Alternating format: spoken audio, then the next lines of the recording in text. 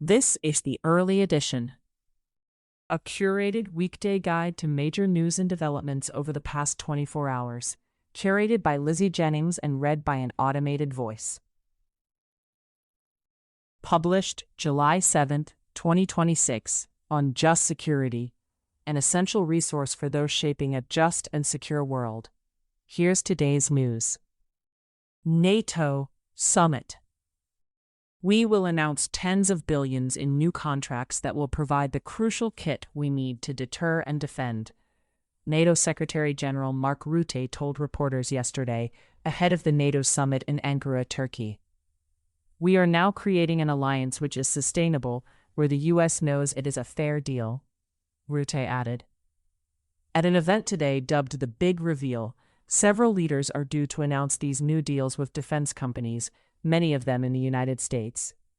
The announcements are intended to reassure President Trump that allies are sharing more of the defense burden, sources said. Lauren Cook, Susan Fraser, and Abby Sewell report for AP News. Andrew Gray reports for Reuters. Trump is scheduled to arrive in Ankara today and will meet with Turkish President Recep Tayyip Erdogan before having dinner with fellow NATO leaders, according to White House spokeswoman Anna Kelly. The summit's substantive meeting will be held tomorrow morning. Trump then plans to meet with Ukrainian President Volodymyr Zelensky and Syrian President Ahmed al-Shara.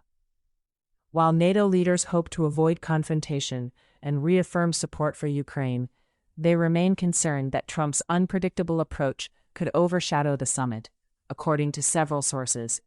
Michael Birnbaum and Ellen Francis report for The Washington Post. Trump is expected to tell Erdogan that he is prepared to restore Turkey to a program that would allow it to purchase F-35 fighter jets, according to 4 senior administration officials. Trump said last week he was preparing to bring a gift to the NATO summit in Ankara that would make Erdogan very happy. The move would reverse a ban that Trump imposed 7 years ago, though it could still face opposition in Congress.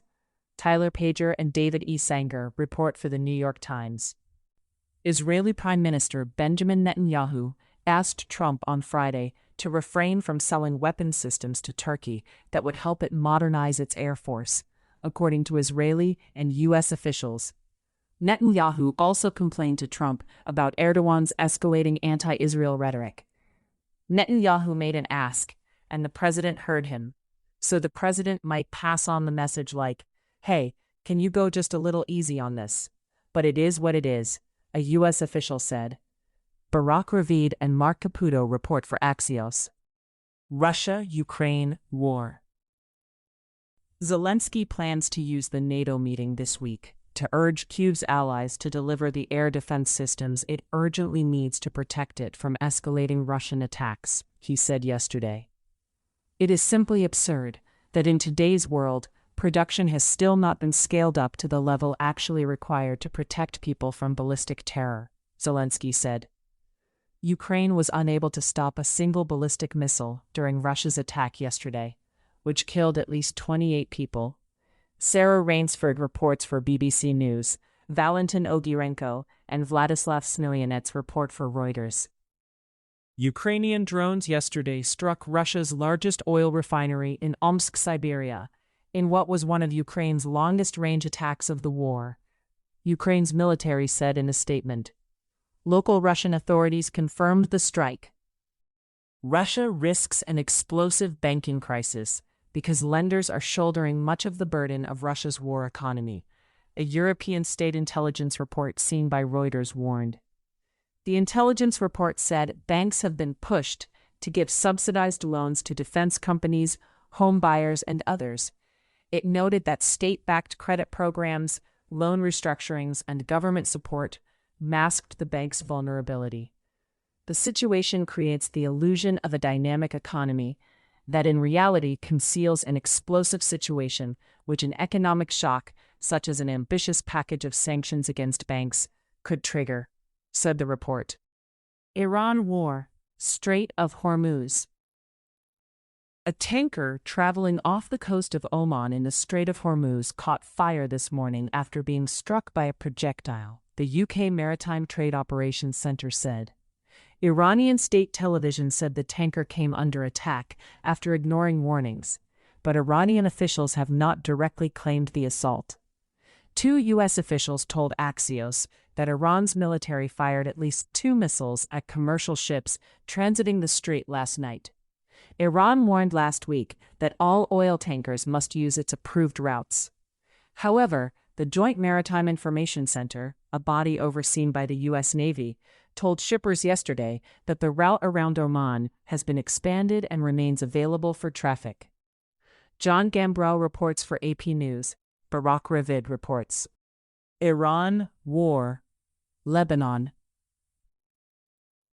An Israeli strike on a vehicle in southern Lebanon yesterday killed at least 4 people, Lebanon's health ministry said. The Israeli military said it had struck a vehicle carrying 4 people it said were approaching what it calls a security zone in southern Lebanon and posing a threat to its forces.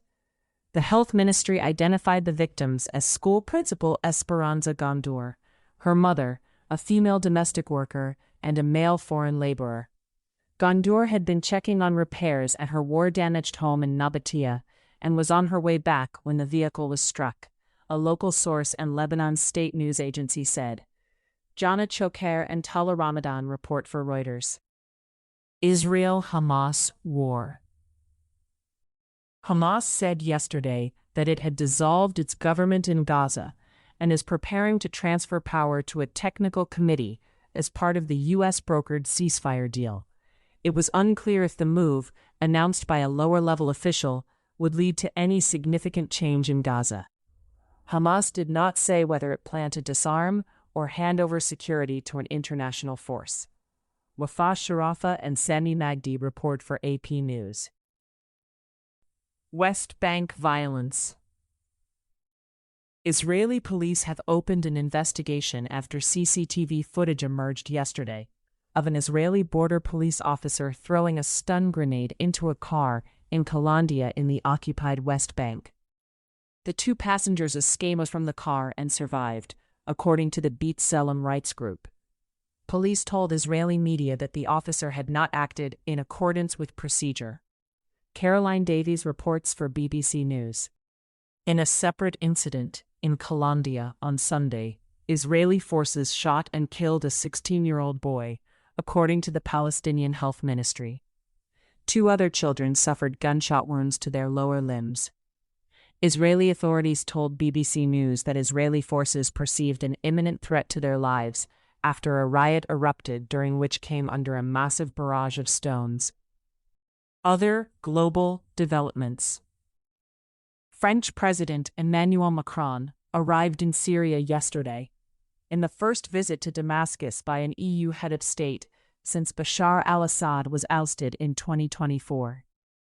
I am here to affirm France's commitment to the Syrian people, for a sovereign Syria united in its diversity and at peace with its neighbors, Macron said on social media. The French presidential official said that Macron had made it very clear to Chirac that Syria should under no circumstances send forces into Lebanon, and that Chirac had said he would not do so, regardless of any requests or pressure. A court in Vienna yesterday found 2 former Syrian officials guilty of charges related to their roles in a brutal crackdown against the Arab Spring uprising, and sentenced them to 8 years in prison. This case is one of the first that Austria has brought under the principle of universal jurisdiction, and one of the first dealing with extreme and systematic torture. Carlotta Gall and Hussam Hammoud report for the New York Times. Canadian Prime Minister Mark Carney announced yesterday that the Canadian government had chosen the German defense company ThyssenKrupp Marine Systems, TKMS, to build its Navy's new submarine fleet. This is the largest procurement deal in Canadian history. TKMS has said its bid, a joint partnership with Norway, offered Canada a low-risk, NATO-aligned, and economically transformative solution. Madeleine Halpert reports for BBC News. Trump administration actions. A White House report published on Saturday accused the Smithsonian's National Museum of American History of extreme political activism and blamed museum leaders for erasing America's heritage. The report, titled Saving America's Story, is the result of Trump's March 2025 executive order demanding that improper ideology be eliminated from the Smithsonian's museums. Amy B. Wang and Ethan Beck report for The Washington Post. The Cybersecurity and Infrastructure Security Agency is using Anthropic's AI model Mythos to audit government software, 3 sources said yesterday, despite Anthropic's ongoing standoff with the White House. CISA is using Mythos to scan government code repositories for bugs that could leave the door open for foreign spies and cybercriminals, the sources said. 2 of the sources said the audits had already uncovered a large number of vulnerabilities, but did not elaborate. Raphael Satter reports for Reuters. Trump said yesterday that Sikorsky, a Lockheed Martin subsidiary that builds Marine One helicopters, would spend about $5 to $6 million on a granite landing pad on the White House South Lawn, saying their most powerful helicopters have damaged the lawn during landings. They didn't tell us how powerful these helicopters were. And they felt a little bit guilty, Trump told reporters in the Oval Office. Bo Erickson and Jarrett Renshaw report for Reuters.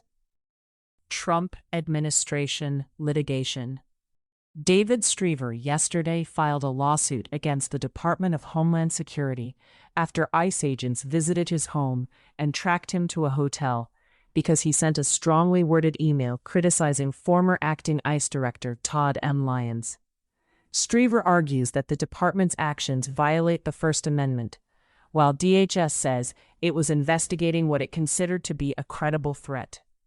Joanna Slater reports for The Washington Post. In case you missed it, yesterday on Just Security. Not seeing the forest for the trees. Historical commissions are crucial for Syria, by Noha Abweldahab. Thank you for listening to Just Security's early edition today, July 7, 2026. If you enjoy listening, Just Security's analytic articles are also available in audio form on the justsecurity.org website. To stay up to date on Just Security's analysis of law, policy, and current events, go to justsecurity.org, subscribe to Just Security on Substack, and follow us on LinkedIn, Blue Sky, Facebook, Instagram, and Threads.